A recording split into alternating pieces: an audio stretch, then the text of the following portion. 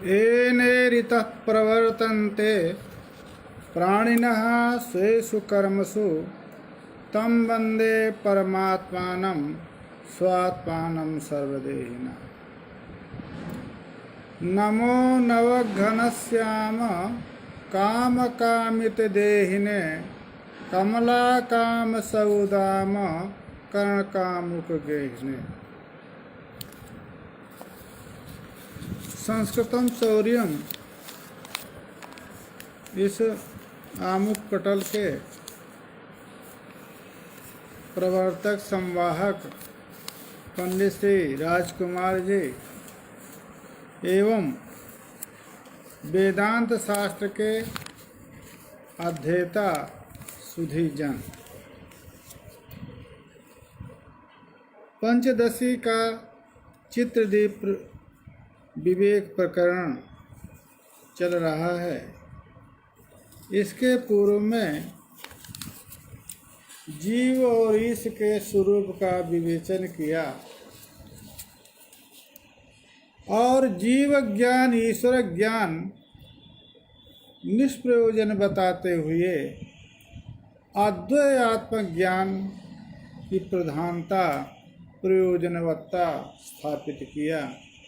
अतः अद्वैत आत्मज्ञान ही अपेक्षित है। जीव और ईश विभाग एक ही चैतन्य में जीव और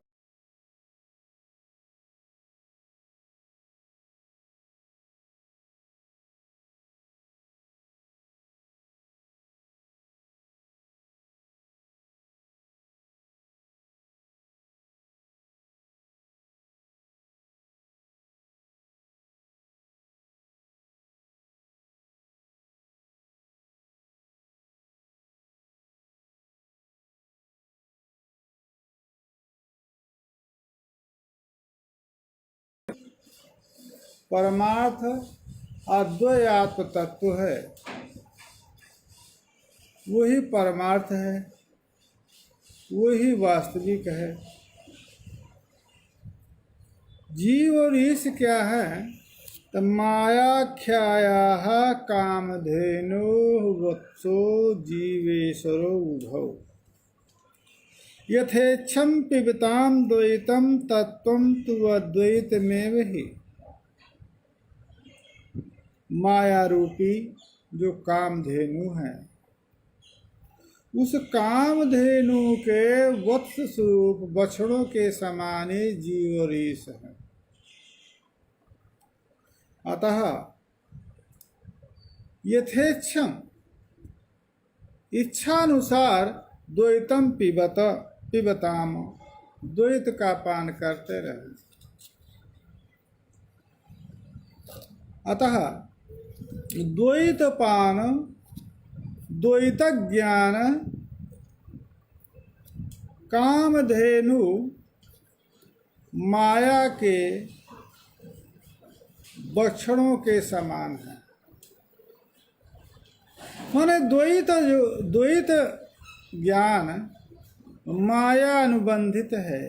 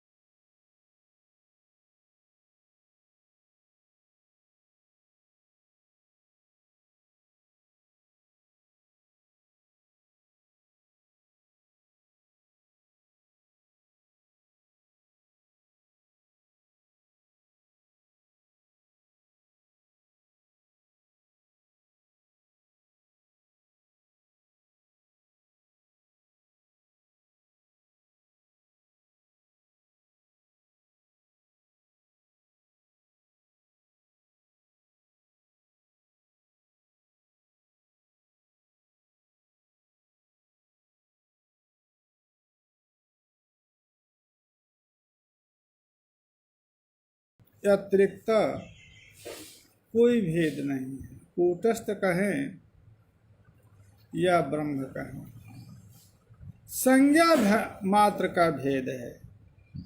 जिस प्रकार से घटाकाश महाकाशौ नहीं क्वचिद वियुज्यते, घटाकाश और महाकाश का कहीं पर भी भेद नहीं है, वियोग नहीं है। उसी प्रकार से कूटस्थ और जो ब्रह्म है, ये दोनों का नाम मात्र संकीर्तन है, कोई भेद नहीं। यदद्वैतम सुतम सृष्टे प्राक् तदेवदचोपरि मुक्तावपि वृथा माया भ्रामयत्यखिलान् जनान्। सृष्टि प्राग सदैव सोमिदमग्रे आसीतेकमेवाद्वितीयम् इति श्रुत्या यद अद्वैतं श्रुतम् तदेवद्य उपरि तदेव अद्य च उपरि मुक्तावपि वृथा माया भ्रामयत्यखिलान्। जो तद कालत्रय विवादत्वेन वास्तव न भेदः कुतस्तरहि सर्वैः भेदादीनि वृथा। कहा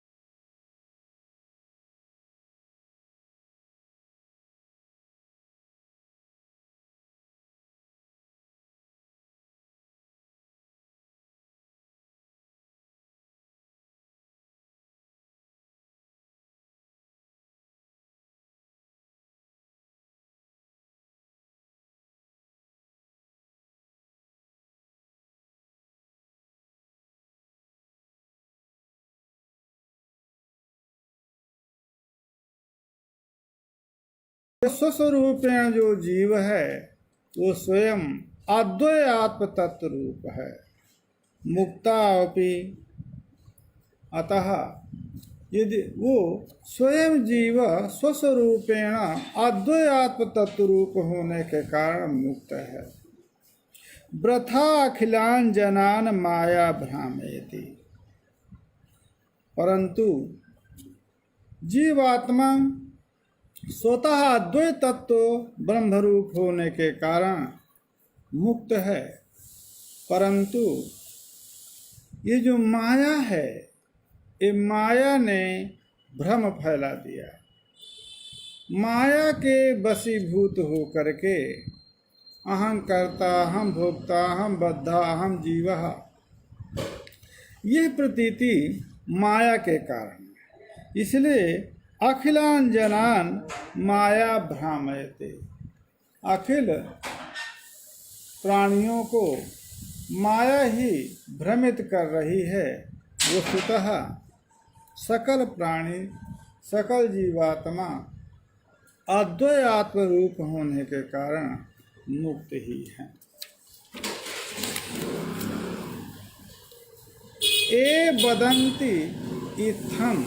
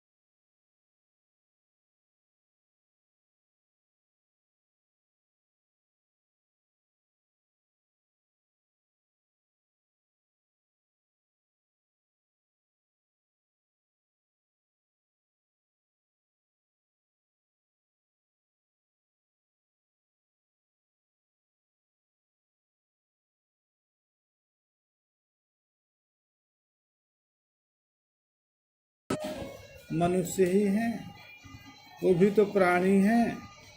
तो यदि जीव और ईश दोनों माया कल्पित हैं तो वो आचार्य भी जीव रूप में भ्रामन्ते अविद्यात्र की कहा, वो भी तो अविद्या के द्वारा भ्रमित हैं, उनमें भी तो भ्रम है। यदि उनमें अविद्या द्वारा भ्रम है तो जो उनका कथन है उसको तात्विक माना जाए, कि जो दृष्ट गोचर जगत है उसको तात्विक माना जाए। वास्तविक ज्ञान किसको कहें? यदि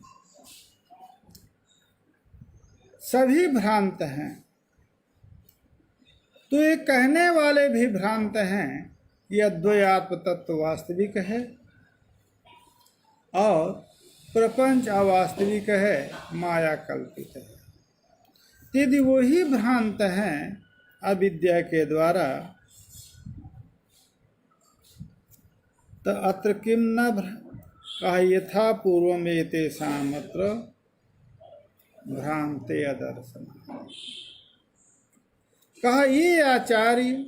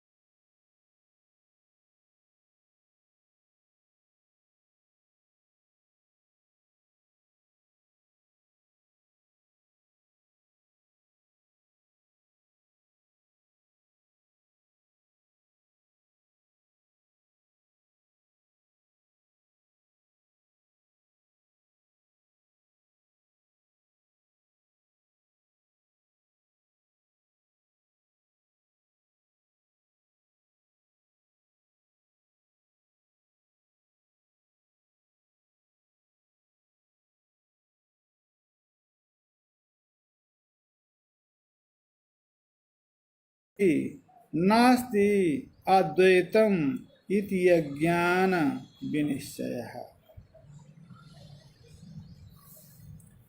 कहा यदि अद्वैत आत्म तत्व ही वास्तविक है, ये ऐहिक आमुष्मिक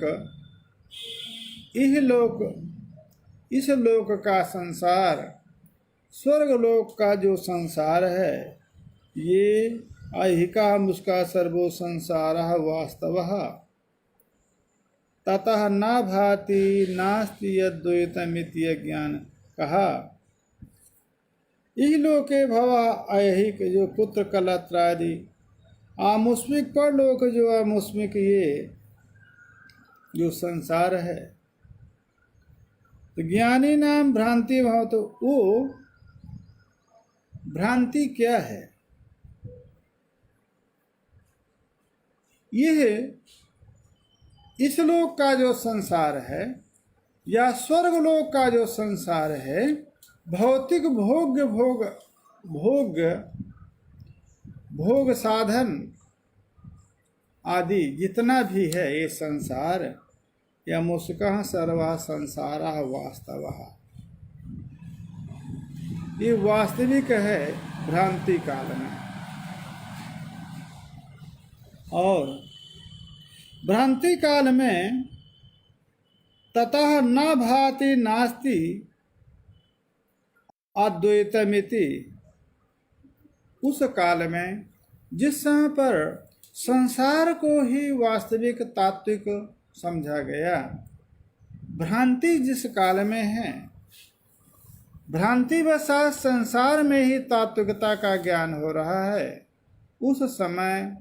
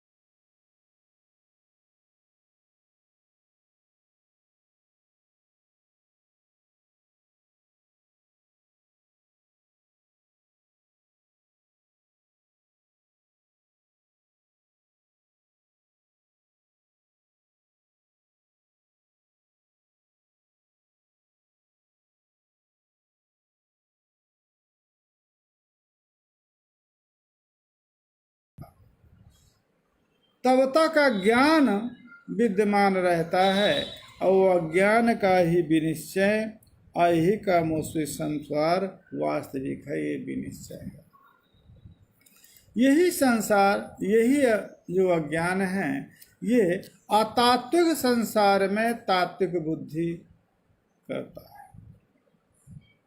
अज्ञानिनो विपरीतः अस्मात् निश्चयः सम्यगीच्यते श्वास निश्चयवतो बद्धा मुक्तो हम चेति मन्यते। और जो ज्ञानी हैं तो विपरीतः अस्माद् विपरीतः निश्चयः सम्यगधीच्छते। यथार्थ ज्ञान जो है वो यथार्थ ज्ञान ज्ञानियों का इससे विपरीत, अज्ञानियों से विपरीत सम्यक निश्चय यथार्थ निश्चय है। अतः अद्वैत तत्व का जब निश्चय हो गया तो जो वस्तु जैसी है वैसी वस्तु प्रतीत होने लगी।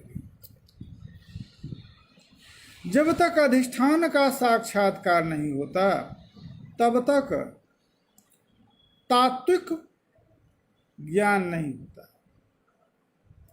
रज्जु का जब तक ज्ञान नहीं होगा तब तक रज्जु में भासमान सर्प वास्तविक ही प्रतीत होता है, परंतु रज्जु का ज्ञान हो जाने पर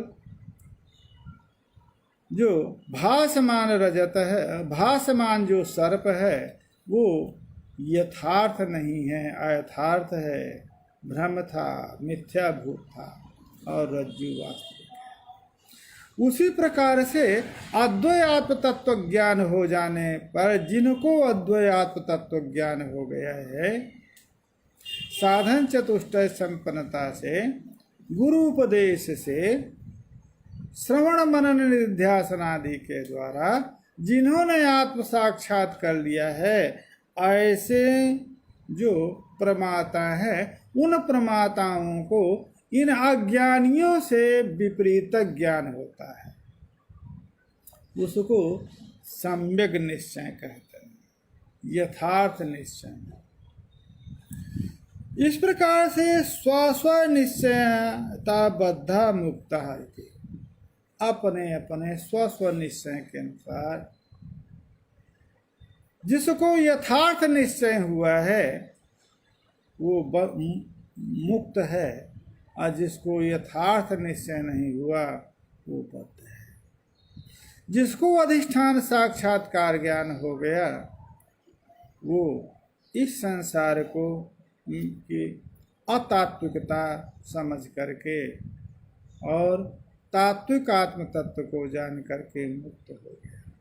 और जिसको अधिष्ठान तत्व का, अद्वैत तत्व का जो सकल भ्रम का अधिष्ठान है, उस अधिष्ठान आत्म तत्व का जब तक ज्ञान नहीं हुआ तब तक वो बद्ध है। अतः अपने अपने निश्चय के अनुसार बद्ध और मुक्त व्यवस्था है। न द्वैतम अपरोक्षम चेत न चिद्रूपेण भासनात् अशेषेण न भातं चेत द्वैतम किम भासते खिलम। अब प्रसंग होता है, ये प्रश्न है कि यह द्वैत तत्व का अपरोक्ष ज्ञान नहीं होता है, प्रत्यक्ष ज्ञान नहीं होता है। यतः सिद्धांत में अद्वैत तत्व का साक्षात्कार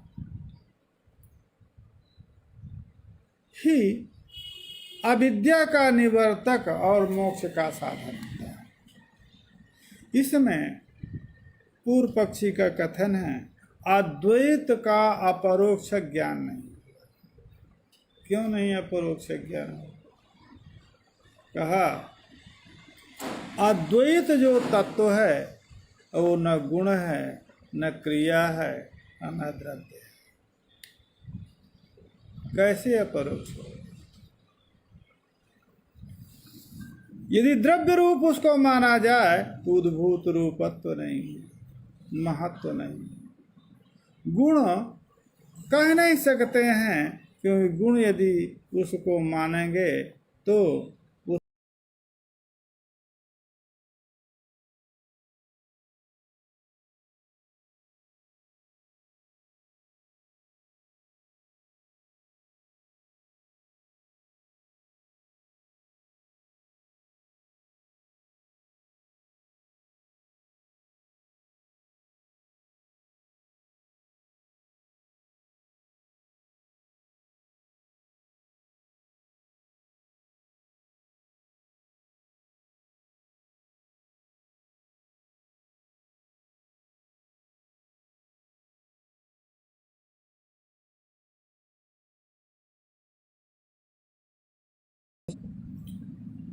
चेतना ऐसा आप नहीं कह सकते हैं कि यह द्वैतात्म तत्व का अपरोक्ष नहीं होता है। चिद रूपेण भासनात्, प्रकाश रूपेण जो भान है, प्रकाश रूपेण जो प्रतीति है, वो अद्वैतात्म तत्व प्रतीति है। अभी आप नहीं कह सकते हैं कि प्रकाश का भी भान नहीं होता है। यदि प्रकाश का भान नहीं है, अशेषे न भातम चेत द्वैतम किम भासते खिलम।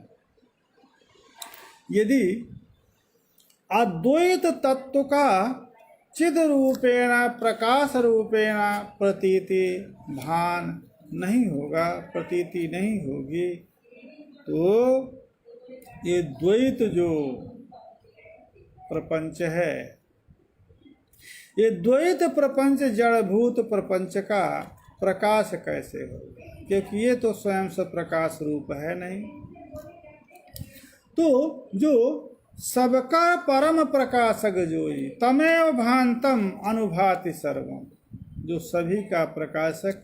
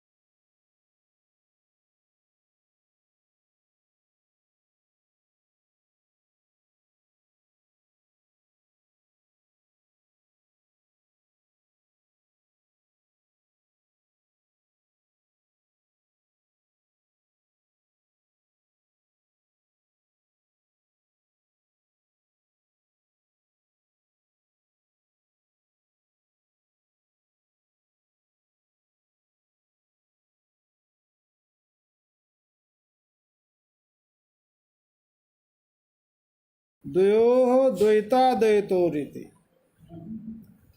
एक देशेन जो विभान है, प्रकाश है, वो द्वैत का और अद्वैत का दोनों का होता है। एक देशेन कैसे? कहा अद्वैत तत्व का यदि चिद रूपेण ही भान होता है तो अद्वैत तत्व सदरूप भी है, चिद रूप भी है, आनंद रूप भी है।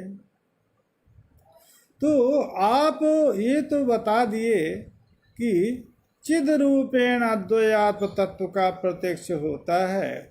यदि चिद रूपेण अद्वैत तत्व का भान नहीं मानेंगे तो अचिद रूप जड़ स्वभाव प्रपंच का प्रत्यक्ष नहीं होगा, परंतु दिग्मात्रे विभादम द्वयं करो।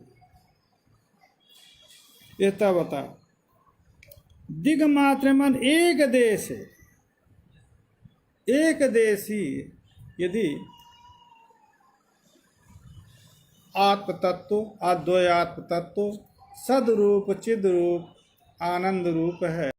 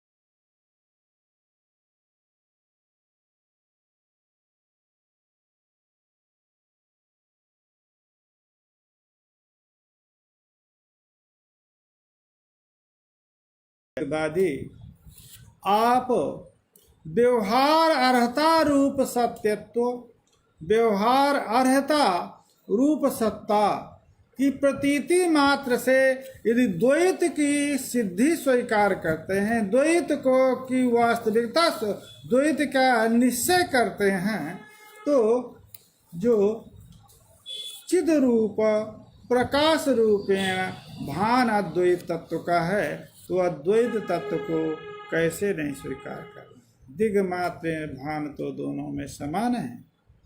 तो द्वैत का निश्चय जिस प्रकार से आप कर लेते हैं सिद्धि निश्चय, तो अद्वैत निश्चय क्यों नहीं हो जाता है? क्योंकि प्रकाश तो जड़ पदार्थ का नहीं है, प्रकाश तो कोई अतिरिक्त पदार्थ है जिसकी प्रतीति होती है। द्वैतेन हीनम अद्वैतम द्वैत ज्ञाने कथम तुदम चिदभानम तु अविरोध्यस्य द्वैतस्य अतो असमे उभे। द्वैतेन हीनम अद्वैतम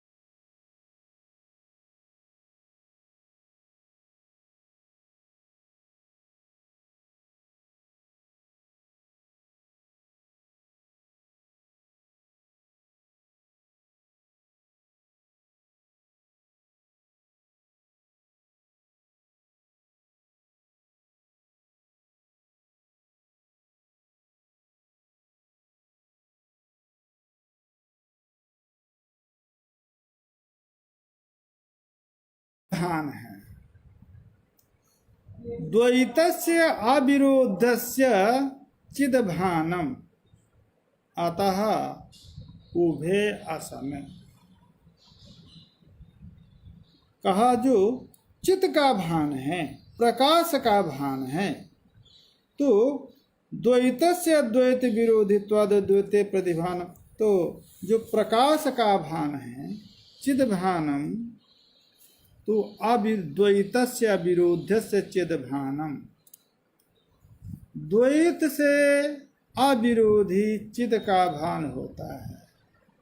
अतः असमे उभे समान। अतः चिद भानम भवत मदे चिद्रूप प्रतीति अद्वैत प्रतीतित्वात् तस्याः द्वैत विरोधित्वात् न भान भवति उभयो साम्यमिति। कहा आपके मत में भी द्वैतस्य द्वैत विरोधी जो चिद भान है, इसलिए द्वैत का विरोधी जो चित है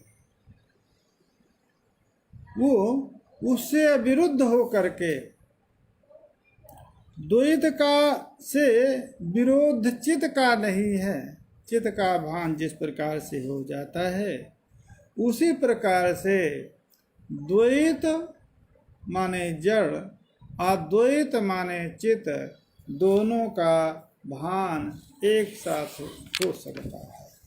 एवं तरहि सुनो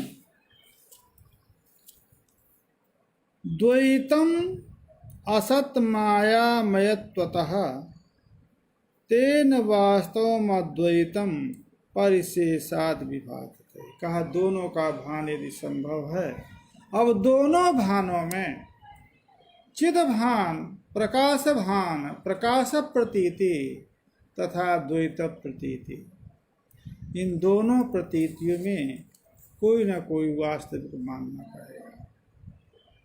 जिस प्रकार से भ्रम काल में अयम सर्पः यह भ्रम होता है, तो ईदंता का भी भान है और सर्प का भी भान है। ईदम रजतम, ईदंता का भी भान है और रजत का भी भान है।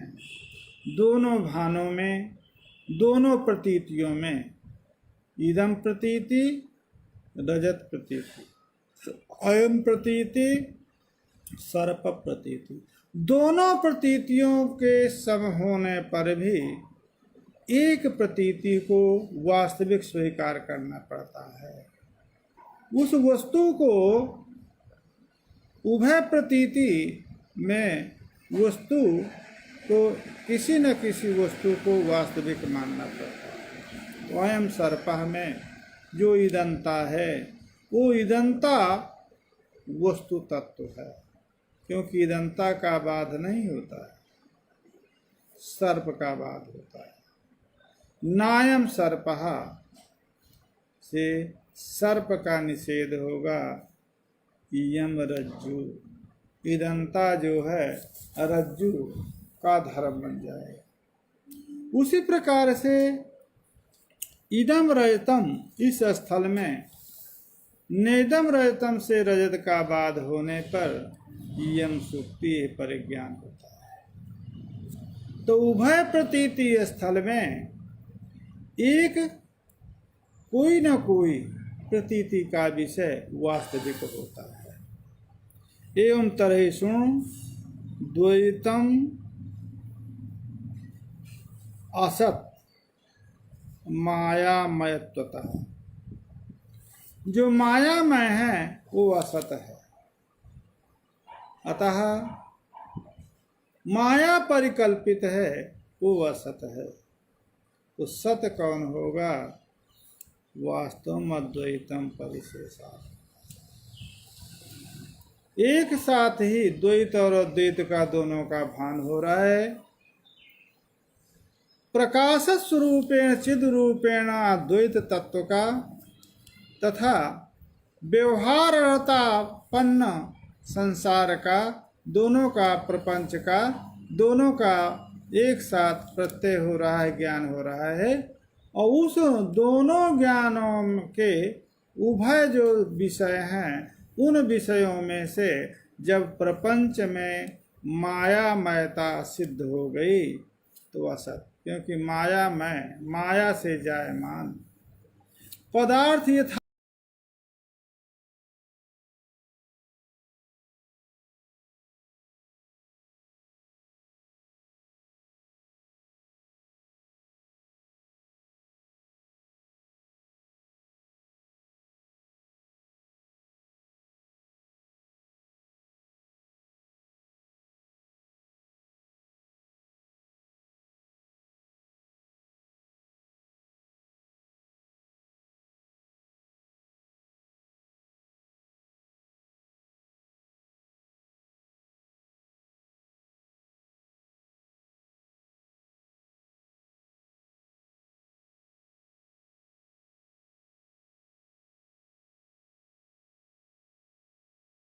अचिंत रचना रूपम मायैव सकलम जगत इति निश्चिंत वस्तुत्वम अद्वैते परिशेष। जब ये निश्चित हो गया, अचिंत रचना रूपम सकलम जगत माया एव, अचिंत रचना रूपम यस्य प्रपंचस्य रचना रूपम चिंतनीयम नास्ति, विचार विषयो नास्ति, एतादृश जो संपूर्ण जगत है वो माया ही है। क्यों? अनेक नाम रूपात्मक यथा देश यथा काल उत्पन्न ये जो विचित्र जगत है, ये विचित्र जगत की जो रचना है वो माया ही है। जिसकी रचना रूप का चिंतन भी नहीं किया जा सकता, ऐसा जो जगत है वो माया ही है, माया से अतिरिक्त नहीं है। ऐसा निश्चय कर लेने पर अद्वैते वस्तुत्व परिशेष्यात्, परिशेषतः अद्वैत में, अद्वैत आत्म तत्व में वस्तुत्व वास्तविकता का ज्ञान होता है। अद्वैत आत्म तत्व ही वास्तविक है, क्योंकि द्वैत तत्व में जब मायामयता का निश्चय हो गया कि मायामय है, तो तद अतिरिक्त जो अद्वैत तत्व है वो परिशेषात् वास्तविक हो गया। पुनर्द्वैतस्य वस्तुत्व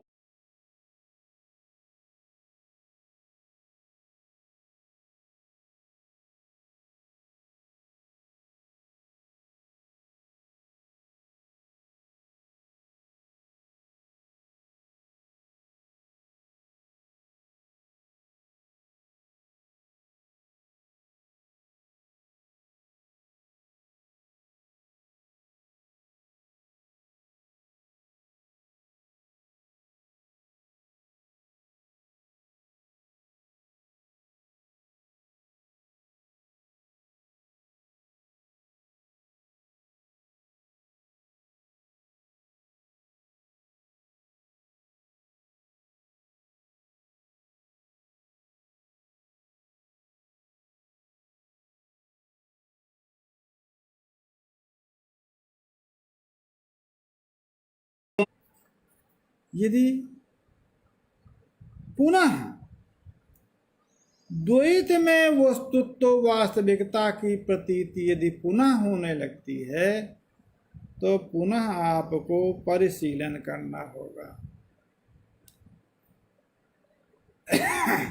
शास्त्राभ्यास आदि के द्वारा। इसीलिए आत्मा वारे द्रष्टव्य श्रोतव्य मंतव्य निधिध्यास्तव्य। आत्म तत्व का श्रवण, श्रवण माने निश्चय, गुरुमुख से उपनिषदों वाक्यों के द्वारा गुरुमुख उपदिष्ट उपनिषद वाक्यों के द्वारा अद्वैयात्म तत्व का निश्चय श्रवण है। परंतु अद्वैयात्म तत्व का श्रवण हो जाने के बाद पुनः मनन कहा। मनन इसलिए कहा कि युक्ति के द्वारा भी अवधारण करना चाहिए। युक्ति अवधारित उपनिषदों के द्वारा गुरु उपदेश के द्वारा जो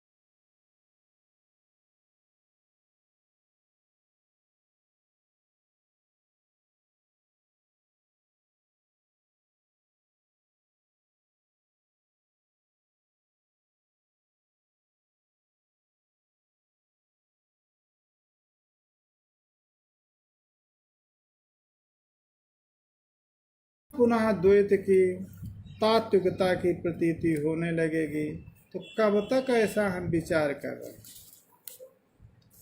एक बार अद्वैयात्म तत्व का विचार करने के बाद निश्चय कर लिया कि अद्वैयात्म तत्व ही वास्तविक है, ये भासमान जो प्रपंच है वास्तविक है, और यदि पुनः उसी प्रपंच में द्वैत में वस्तुत्व वास्तविकता का भान होने लगता है, तो आप कहते हैं कि पुनः विचार करिए। कब तक विचार करते रहे? एक बार अद्वैयात्म तत्व वास्तविक तत्व है, प्रपंच वास्तविक तत्व नहीं है, मिथ्याभूत है, यह निश्चय हो गया, पुनः प्रपंच में वास्तविकता का भान होने लगा, तब पुनः विचार करिए।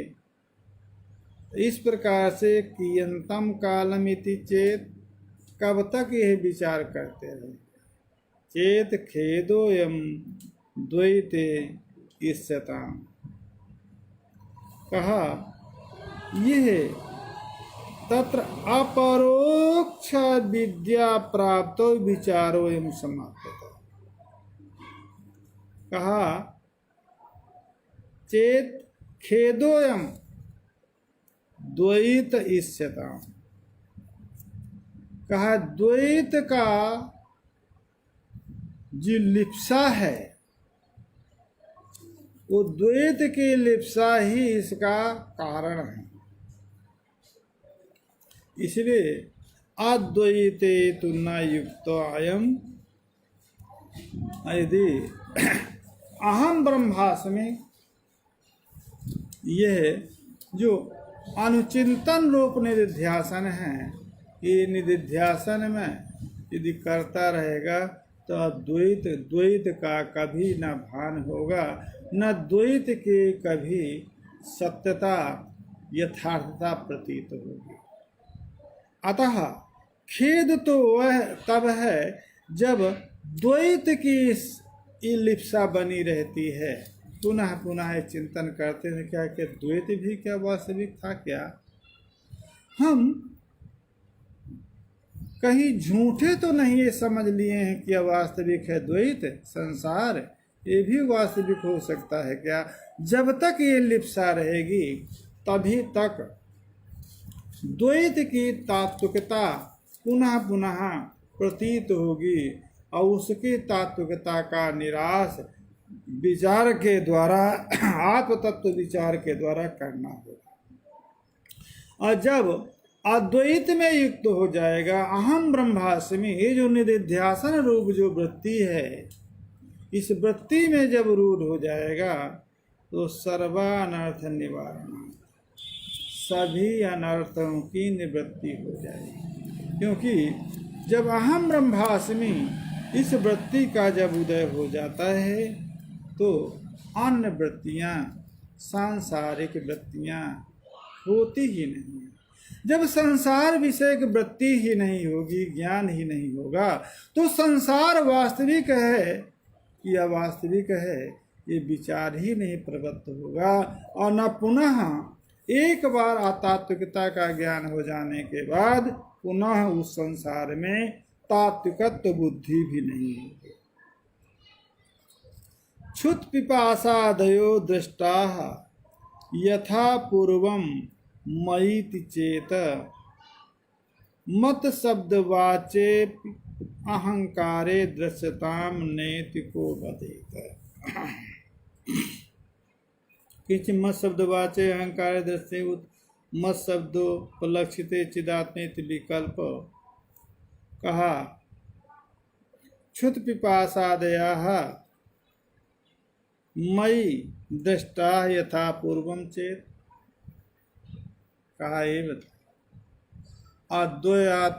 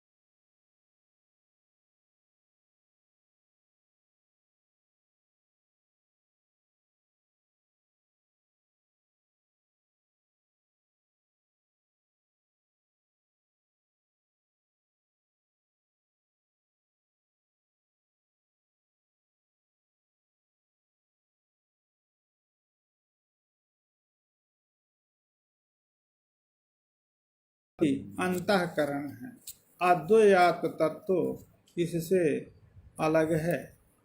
अतः इस प्रकार से अद्वैत तत्व का ज्ञान हमेशा अद्वैत रूप में ही होता रहेगा।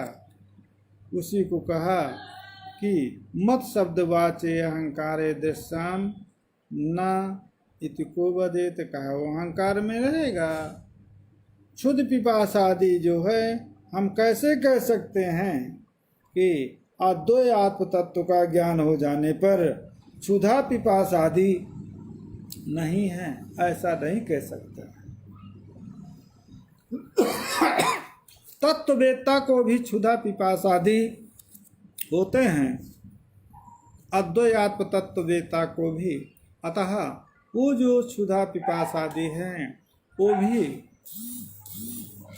अतात्विक हैं, और वो जिसको जो उनका उसका भोगता है वो अंतःकरण है, वो भी अतात्विक है। चिद्रूपेपि प्रसज्जेरन तादात्म्याध्यास तो यदि माध्यासम कुरु किंतु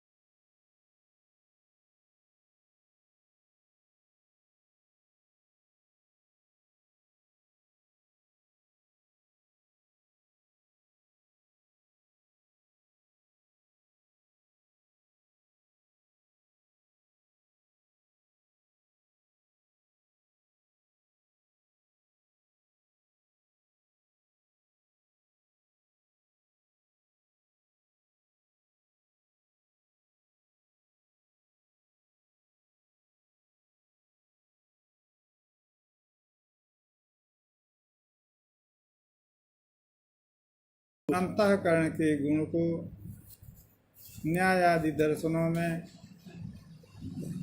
अंतःकरण के जो परिणाम हैं उनको आत्मा के गुण कहते हैं। इसलिए तादात्म्याध्यास है। तो तादात्म्याध्यास होने के कारण यदि क्षुद्र पिपासादि अंतःकरण से संबद्ध हैं तो आत्मा से भी संबद्ध हो जाएंगे। कहा माँ अध्यासं करो, अध्यास का परित्याग करिए, किंतु विवेकम कुरु सर्वथा। अनात्म पदार्थ से आत्म पदार्थ विविक्त है, ऐसा विवेक हमेशा रहना चाहिए। ऐसा विवेक रहने पर जो अंतःकरण से संबद्ध क्षुद्र पिपास आदि हैं उसका अंतःकरण अधिष्ठान भूत जो चैतन्य है उससे संपृक्ति, उससे संबद्धता नहीं होगी। इसलिए अद्वैत आत्म तत्व